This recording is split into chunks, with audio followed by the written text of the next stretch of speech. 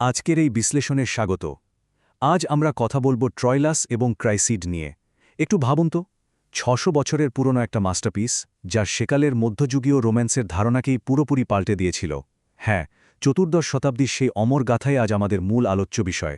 আমরা যদি একটু কল্পনা করি চূড়ান্ত রোম্যান্টিক কোনো ফ্যান্টাসি যখন যুদ্ধের নির্মম আর রূঢ় বাস্তবতার সাথে মুখোমুখি ধাক্কা খায়, তখন আসলে কি ঘটে?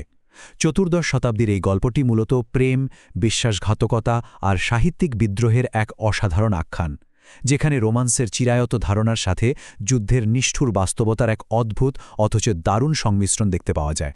পুরো আলোচনাটাকে সহজে বোঝার জন্য আমরা মোট ৫টি ভাগে সাজিয়েছি: ইংরেজি সাহিত্যের জনক, শিষ্টপ্রেমের নিয়মাবলী, দ্বৈত দুঃখের উপাখ্যান, ভাগ্যের চাকা এবং সবশেষে চসার বনাম শেক্সপিয়ার।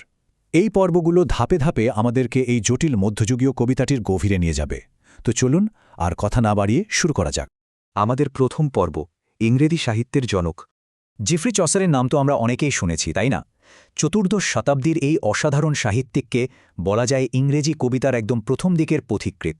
তিনি কিন্তু আগেরকার ইতালীয় কবিদের, বিশেষ করে বোকাচ্চিওর লেখাগুলো নিয়ে সেগুলোতে গভীর মানবিক আবেগ আর সংবেদনশীলতার এক দারুণ ছোঁয়া দিয়েছিলেন। তাকে যে শুধু একজন কবি বলা হয় তা নয়, বরং ইংরেজি সাহিত্যের রূপকার হিসেবেই গণ্য করা হয়। এখানে একটা খুব চমকপ্রদ ব্যাপার আছে। চসারের এই মধ্যযুগীয় ইংরেজি কবিতার কাঠামোটা একটু খেয়াল করার মতো। তিনি খুব চমৎকারভাবে রাইম রয়্যাল অর্থাৎ ৭ লাইনের এক বিশেষ ছন্দ ব্যবহার করেছেন, আর এই ছন্দের মাধ্যমেই একটা পৌত্তলিক ট্রোজান যুদ্ধের গল্পকে তিনি আক্ষরিক অর্থেই এক মহাকাব্যিক ইংরেজি ট্র্যাজেডিতে পরিণত করেছেন। এবার আসা যাক আমাদের দ্বিতীয় পর্বে, শিষ্টপ্রেমের নিয়মাবলী, যাকে বলা হতো রুলস অফ কোর্টলি লাভ। এই গল্পের রোম্যান্সের গভীরতাটা পুরোপুরি বুঝতে হলে প্রথমে সেকালের এই অদ্ভুত প্রথাটি সম্পর্কে একটু জানা প্রয়োজন। এটি মূলত নাইট এবং সম্ভ্রান্ত মহিলাদের জন্য বেশ কিছু কঠোর নিয়ম বেঁধে দিয়েছিল। সে যুগে ভালোবাসাকে অনেকটা গভীর আরাধনার মতো দেখা হতো, যা প্রত্যাখ্যাত হলে প্রেমিক রীতিমতো এক মারাত্মক অসুস্থতার দিকে এগিয়ে যেত। এই নিয়মগুলো শুনলে এখনকার দিনে বেশ অবাকই হতে হয়। যেমন ধরুন, বিয়ে করাটা নাকি প্রেম না করার কোনো অজুহাত হতে পারে না, অথবা যার মনে ঈর্ষা নেই সে ভালোবাসতেই পারে না। মজার ব্যাপারটা হলো, চসর গল্পের শুরুতে এই কঠোর নিয়মগুলোকে খুব যত্ন করে প্রতিষ্ঠা করেছেন। কেন জানেন? ঠিক ধরেছেন, পরবর্তীতে এই নিয়মগুলোকেই তিনি একে একে ভেঙে চুরমার করে দিয়েছেন, আর এভাবেই গল্পটা প্রথাগত সাহিত্যের গণ্ডি পেরিয়ে গেছে। চলুন দেখি এই নিয়ম ভাঙার খেলা মূল চরিত্রগুলোর জীবনে কী প্রভাব ফেলেছিল। আমাদের তৃতীয় পর্ব, দ্বৈত দুঃখের উপাখ্যান। এই পুরো গল্পটা মূলত ৫টি খণ্ডে ভাগ করা। এটি ট্রোজান রাজপুত্র ট্রয়লাস, ক্রাইসিডা এবং তাদের মাঝখানে মধ্যস্থতাকারী প্যান্ডারাসের সেই বিখ্যাত দ্বৈত দুঃখ বা ডাবল সরোকে একদম নিখুঁতভাবে তুলে ধরে। প্রথমে ভালোবাসার আনন্দে চূড়ায় ওঠা, আর ঠিক তারপরেই এক ভয়ঙ্কর ধ্বংসাত্মক পতন।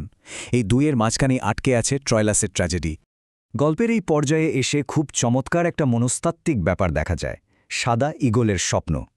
এখানে স্বপ্ন কাজ করে অনেকটা ঐশ্বরিক ভবিষ্যৎবাণীর মতো। এই রাজকীয় সাদা ঈগলটি আসলে স্বয়ং ট্রয়লাসেরই প্রতীক, যে কিনা কোনো রকম ব্যথা ছাড়াই খুব আলতো করে ক্র্যাজিদের হৃদয়ে জয় করে নিচ্ছে।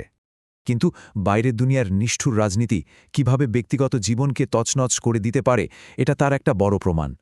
ট্রোজান যুদ্ধের নির্মম বাস্তবতায় পড়ে ক্রিজেদ এমন এক অসম্ভব পরিস্থিতির মুখোমুখি হয়, যেখানে একদিকে তার প্রেম আর অন্যদিকে নিজের বেঁচে থাকা।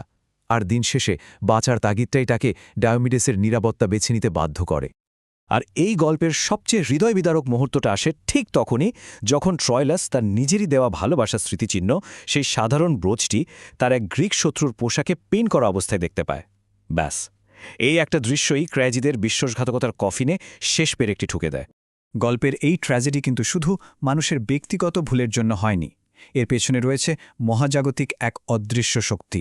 চলুন দেখি আমাদের চতুর্থ পর্ব, ভাগ্যের চাকা। দেবী ফরচুনা বা ভাগ্যের চাকা। মধ্যযুগীয় দর্শনে এর প্রভাব ছিল বিশাল।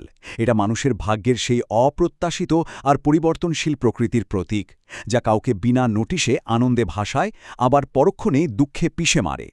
প্যান্ডারাস কিন্তু ট্রয়লাসকে এই চাকার ব্যাপারে আগেই সতর্ক করেছিল।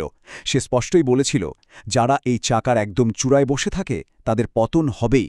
গল্পটা খেয়াল করলে দেখবেন, চরিত্রগুলো তাদের এই কষ্টের জন্য কিন্তু নিজেদেরকে দোষ দেয় না। তারা প্রতিনিয়ত মহাজাগতিক প্রভাব আর পৌত্তলিক দেবতাদেরই দোষারোপ করতে থাকে।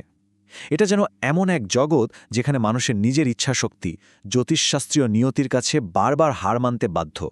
চসার এখানে প্রেমিক প্রেমিকাদের এই তীব্র কষ্টকে ব্যবহার করে খুব দারুণ একটা দার্শনিক যুক্তি দাঁড় করিয়েছেন। তিনি বোঝাতে চেয়েছেন যে এই পার্থিব প্রেম বা আবেগ, যা ভাগ্যের নিষ্ঠুর চাকার কাছে জিম্মি, তা আসলে একটা মোহমাত্র। এর বিপরীতে ঐশ্বরিক বা আধ্যাত্মিক প্রেমই হল চিরস্থায়ী, যা মানুষকে সত্যিকারে শান্তি দিতে পারে। এবার আমরা চলে এসেছি আমাদের একেবারে শেষ পর্বে, চসার বনাম শেক্সপিয়ার। শুনলে হয়তো অবাক হবেন, শতাব্দীর পর শতাব্দী পেরিয়ে স্বয়ং শেক্সপিয়ারও ঠিক এই একই গল্প নিয়ে কাজ করেছিলেন, কিন্তু তার দৃষ্টিভঙ্গি ছিল সম্পূর্ণ আলাদা। চসার যেখানে প্রেমিকদের মনস্তত্ত্বের উপর গভীর সহানুভূতি নিয়ে কাজ করেছেন, শেক্সপিয়ার সেখানে এই রোম্যান্সটাকে একপাশে সরিয়ে রেখে একটি অন্যায় যুদ্ধের নিষ্ঠুরতা আর ফাঁপা সম্মানের ওপরই বেশি জোর দিয়েছেন। দুজনের সমাপ্তিটা যদি একটু পাশাপাশি রেখে দেখি, পার্থক্যটা একদম চোখে পড়ার মতো। চসার তার গল্পটাকে শেষ করেছেন এক অতীন্দ্রিয় এবং আধ্যাত্মিক উচ্চতায়, আর শেক্সপিয়ার তিনি কিন্তু দর্শকদের এই দুর্নীতিগ্রস্ত আর নিষ্ঠুর যুদ্ধের এক নৈরাশ্যবাদী বাস্তবতার মধ্যেই আটকে রেখেছেন। চসার তার গল্পের অনুগত নায়ক ট্রয়লাসকে মৃত্যুর মধ্য দিয়ে যেন এক পরম মুক্তি এনে দিয়েছেন। আত্মা যখন স্বর্গের অষ্টম গোলকে আরোহণ করে, তখন সে নিচে এই পৃথিবীর দিকে তাকিয়ে মানুষের পার্থিব উদ্বেগ আর আকাঙ্ক্ষার বোকামিগুলো উপলব্ধি করতে পারে। এ যেন এক সত্যিকারের বিজয়। আলোচনার একেবারে শেষে এসে একটা বড় প্রশ্ন থেকেই যায়, ক্রাইজিত কি আসলে একজন বিশ্বাসঘাতক খলনায়ক, নাকি পুরুষতান্ত্রিক আর যুদ্ধবিধ্বস্ত এক পৃথিবীতে অসম্ভব এক সিদ্ধান্ত নিতে বাধ্য হওয়া একজন অসহায় মানুষ মাত্র? গল্প শেষ হয়ে যাওয়ার অনেক পরেও চসারের এই প্রশ্নটা আমাদের মাথার ভেতর ঘুরপাক খেতে থাকে। আর ঠিক এই কারণেই আনুগত্য, ভাগ্য এবং টিকে থাকার এই মহাকাব্যটি আজও এত বেশি প্রাসঙ্গিক।